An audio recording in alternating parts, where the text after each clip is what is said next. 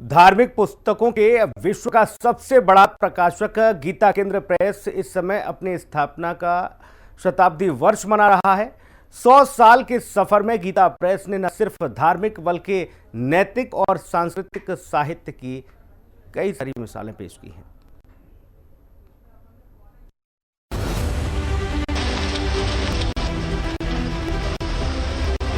अपने स्थापना के 100 साल पूरे कर चुका गीता प्रेस उस समय स्थापित हुआ जब भारत में धर्म परिवर्तन अपने चरम पर था।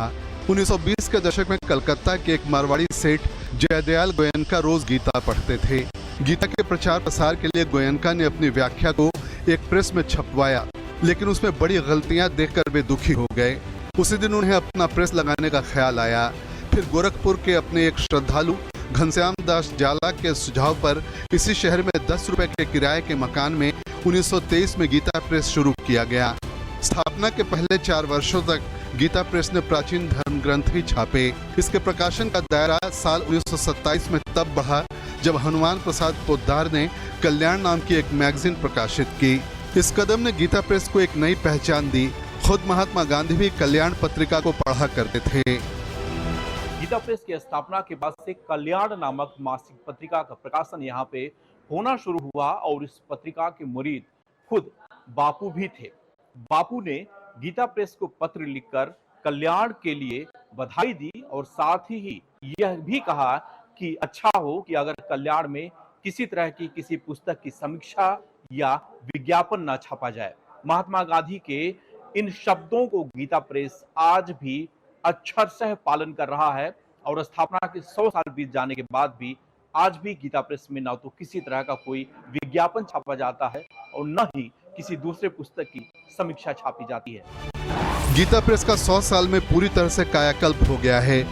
अब गोरखपुर में गीता प्रेस में पुस्तकों का प्रकाशन हाईटेक तकनीक से हो रहा है। जापान और जर्मनी की मशीनों का इस्तेमाल हो रहा है।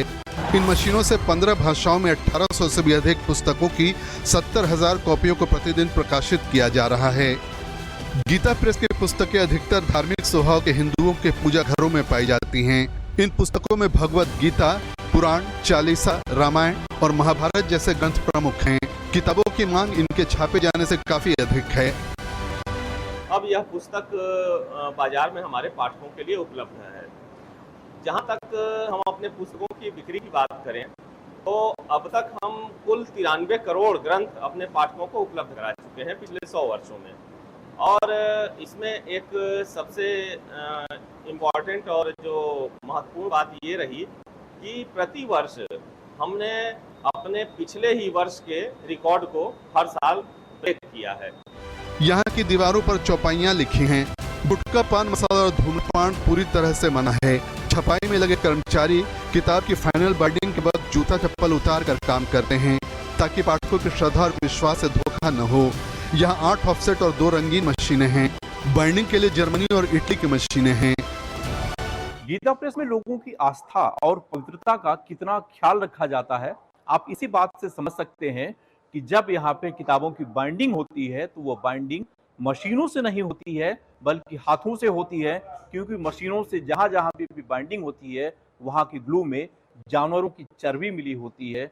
इसीलिए गीता प्रेस के कर्मचारी जितनी भी पुस्तकें प्रकाशित होती हैं उन सभी पुस्तकों की बाइंडिंग हाथ से करते हैं और इस बाइंडिंग में वाटर बेस्ड ग्लू का इस्तेमाल होता है ताकि पुस्तकों की पवित्रता बनी रहे और साथ ही लोगों का विश्वास भी गीता प्रेस पर हमेशा बना रहे।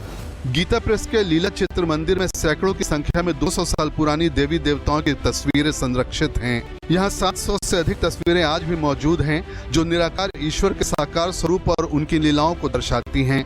अयोध्या में बन रहे श्री राम मंदिर के मुख्य मूर्तियों के अलावा भगवान राम से जुड़े दूसरे पात्रों की मूर्तियों को गीता प्रेस के रामचरितमानस ग्रंथ की तस्वीरों के आधार पर गढ़ा जा रहा है। गीता प्रेस से जुड़े हुए लोगों का कहना है कि उनका ध्यान लोगों को कम दामों पर अच्छी किताब दिलाने पर है। पिछले 100 सालों में देश में महंगाई जमीन से आसमान तक पहुंच गई, लेकिन गीता प्रेस के पुस्तकों के दाम आज भी यथावत है। यहाँ पे आपको आज भी 1 रुपए, 2 रुपए और 5 रुपए के भगवत गीता, हनुमान चालीसा और तमाम आरतियों के संग्रह मिल जाएंगे। गीता प्रेस किसी से डोनेशन नहीं लेता। गीता प्रेस में जो भी पुस्तकों से बिक्री की आय होती है वही आय यहाँ पे व्यय किया जाता है। यहाँ के ट्रस्टी गीता प्रेस से 1 रुपया नहीं लेते और न ही बाहर से किसी भी व्यक्ति से अब तक गीता प्रेस ने कोई मदद ली है। आज गीता प्रेस की पहुंच हर घर तक है। अब तक 16 करोड़ 17 लाख श्रीमद् भगवत गीता, 20 करोड़ 39 लाख रामचरितमानस, 2 करोड़ 61 लाख पुराण उपनिषद, महिलाओं और बच्चों के लिए उपयोगी पुस्तकें 2 करोड़ 61 लाख, भजन माला और अन्य 15 करोड़ 73 लाख धार्मिक पुस्तकें यहां से बिक चुकी हैं। गीता प्रेस में रामचरितमानस और भगवत गीता के साथ शिव पुराण की भी भारी डिमांड है। शिव पुराण की बिक्री इधर 2 वर्षों में बहुत अधिक हो रही है। कारण तो समझ में आ रहा है कि जैसे उज्जैन में महाकाल का कॉरिडोर बना, काशी में काशी विश्वनाथ जी के कॉरिडोर बना मंदिर का, तो यहाँ अब दर्शन करने वाले श्रद्धालु, तीर्थयात्री, पर्यटक बढ़ रहे हैं, तो शिव पुराण की मांग बढ़ रही है। अगर संख्या में हम देखें, हालांकि शिव पुराण हम 8 भाषाओं में प्रकाशित कर रहे हैं, लेकिन सर्वाधिक मांग वो हिंदी के शिव पुराण की ही है। अगर हम संख्या में देखें तो जो हम 2021 में, वित्तीय वर्ष 2021 में लगभग 79,000 हम लोगों ने बेचा था शिव पुराण। गीता प्रेस के कल्याण के हिंदी वर्जन को लगभग 2,45,000 लोगों ने सब्सक्राइब कर रखा है। इंग्लिश वर्जन कल्याण कल्पतरु को लगभग 1 लाख लोगों ने सब्सक्राइब किया है। गीता प्रेस के कार्यालय को भी धार्मिक रूप से बनाया गया है। यहाँ प्रवेश द्वार पर एलोरा की गुफाओं के चित्रों के साथ श्री कृष्ण और अर्जुन की तस्वीर दिखाई देती है। यहाँ दरवाजों पर चारों धाम के चित्र बने हुए हैं। गीता प्रेस का कार्यालय कुल 32 एकड़ में फैला है। इसके कार्यालय का उद्घाटन 29 अप्रैल 1955 को भारत के पहले राष्ट्रपति डॉक्टर राजेंद्र प्रसाद ने किया। गीता प्रेस में कुल 4 विभाग हैं। इनमें प्री प्रेस, प्रिंटिंग, बाइंडिंग और डिस्ट्रीब्यूशन शामिल हैं।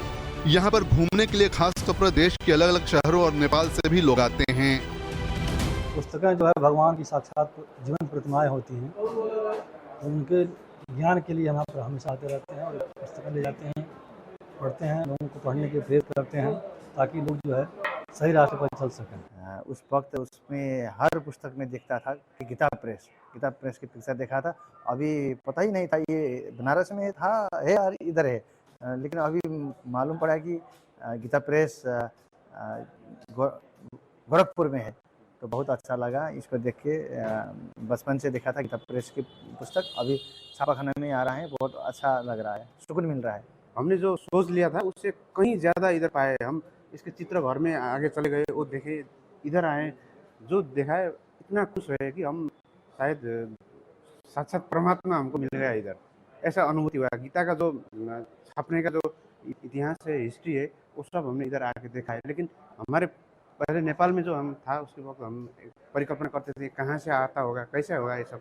इतना धार्मिक पुस्तक है, नेपाल में आता है, सबके नीचे गीता प्रेस लिखा हुआ है, लेकिन इधर आके हमको नेपाली प्रकाशन भी मिल गया है।